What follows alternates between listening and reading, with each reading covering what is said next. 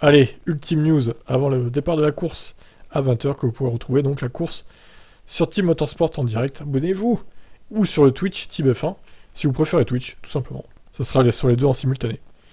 Alors en pole, Verstappen va se méfier d'Alonso au départ. Regardez cette belle photo avec Jacques Villeneuve, hein.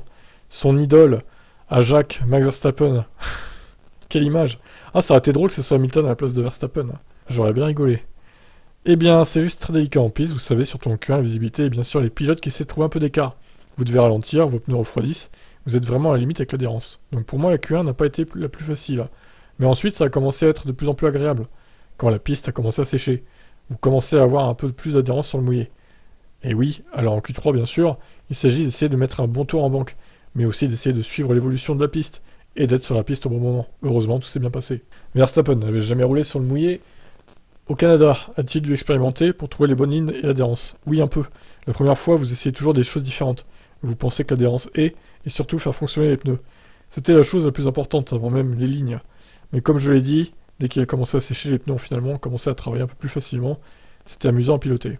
Oui, alors c'est aussi pour ça qu'en EL3, il a fait un peu n'importe quoi. Je pense qu'il testait un peu les limites de la piste et de la voiture sur le mouillé. Russell a essayé de rouler avec des slicks en fin de Q3. Y a-t-il pensé?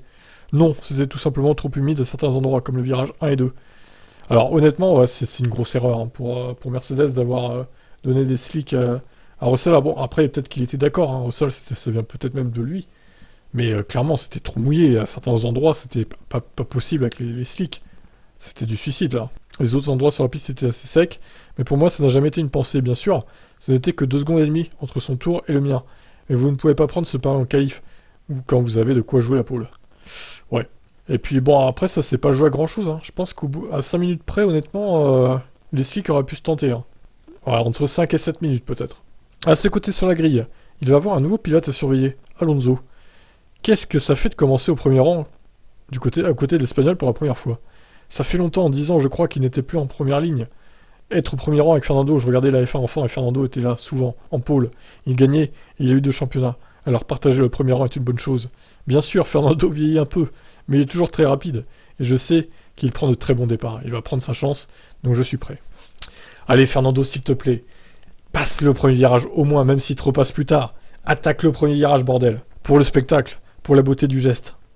Alors, en tout cas, ça serait Hamilton à la place de Verstappen. Il lui sauterait à la gorge au premier virage, hein, ça c'est évident. On verra ce qu'il fait avec Verstappen et Alonso. Qu'attend-il de la course qui se passera normalement sur piste sèche? Le rythme sur les longs relais était correct. C'était assez proche, je pense, avec Ferrari, donc ça va être une course intéressante. Ouais, enfin Ferrari, c'est pas Sainz qui va compter pour la victoire, je pense. Hein. Puis Leclerc, il part dernier, enfin dans les derniers, c'est compliqué là. Nous avons bon équilibre, ça peut aussi dépendre un peu de l'évolution de la piste, ça bouge toujours un peu plus sur les circuits urbains en général. Mais en course, ça s'est toujours bien passé. Parce que vous recherchez un peu plus un équilibre différent. Alors oui, je suis impatient d'y être.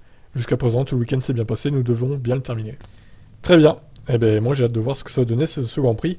Y aura-t-il une safety car? Y aura-t-il un moment où la course va basculer d'un côté ou de l'autre? J'espère en tout cas qu'on aura plus de spectacles qu'à Bakou.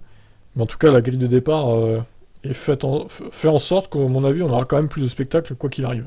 On a Pérez et Leclerc qui vont devoir remonter. Ça va être intéressant. Du moins en début de course. J'espère que ça sera intéressant de bout en bout. Bon ben voilà, vous pensez quoi qui va se passer dans cette course? Dites-moi en commentaire avant que ça commence. Vite, vite, vite, vite. Allez, ciao.